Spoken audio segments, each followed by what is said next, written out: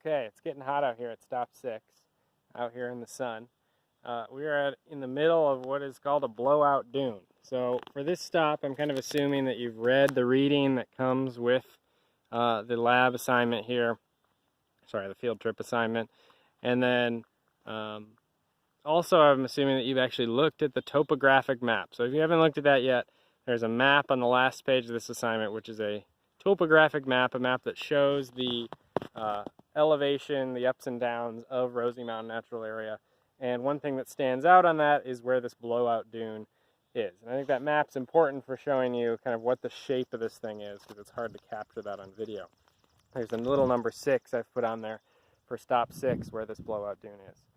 So where I'm standing is essentially parallel, so I'm due north, more or less, of stop 2. In other words, when we were at the top of the ridge. So I'm pointing the camera right now. If you can tell, that hill in the distance is basically where stop 2 is on that ridge.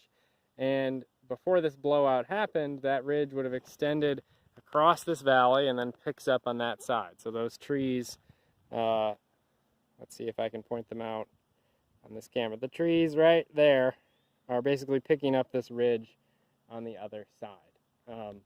And so in other words, we're missing a line of dunes. Where I'm standing right now should be about 100 feet higher in the air. We should be standing on a big sand dune. Instead, we're on this kind of flat plain. So as you can tell, in the distance, there is a series of dunes. And so that is the actual blowout. And the name pretty much tells you how this works, right? We take what was a ridge line and then we essentially get it to move through the action of wind. But a reasonable question is, why doesn't this just happen all the time? Why do we have some area here where sand has been moving as opposed to other areas, like on either side of us here, where the sand has not been moving at all? And the short answer to that is kind of random chance. There's always going to be some area where there's not as much plant life, where the wind is maybe a little bit more focused than in other areas. Basically, there's less holding the big dune together that allows for a little bit of movement.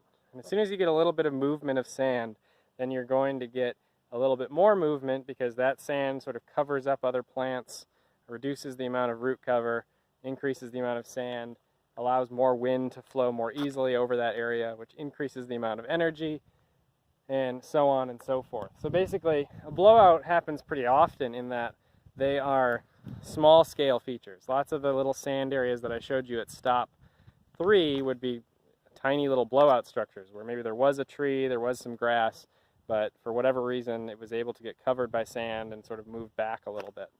What's spectacular about this, and this is actually a world-class blowout dune feature, is just simply that it's so large. This is a quarter mile by quarter mile or so area that has been dramatically pushed back.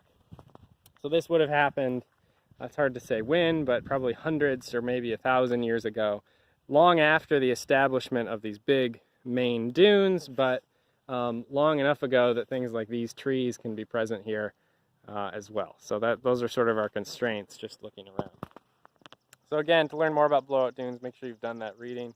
I'm going to go ahead and get in the shade. I guess this is our last stop, so thanks for coming along with me here. Again, if you have the opportunity to come out here, I'd encourage you to do that. All right, talk to you next time.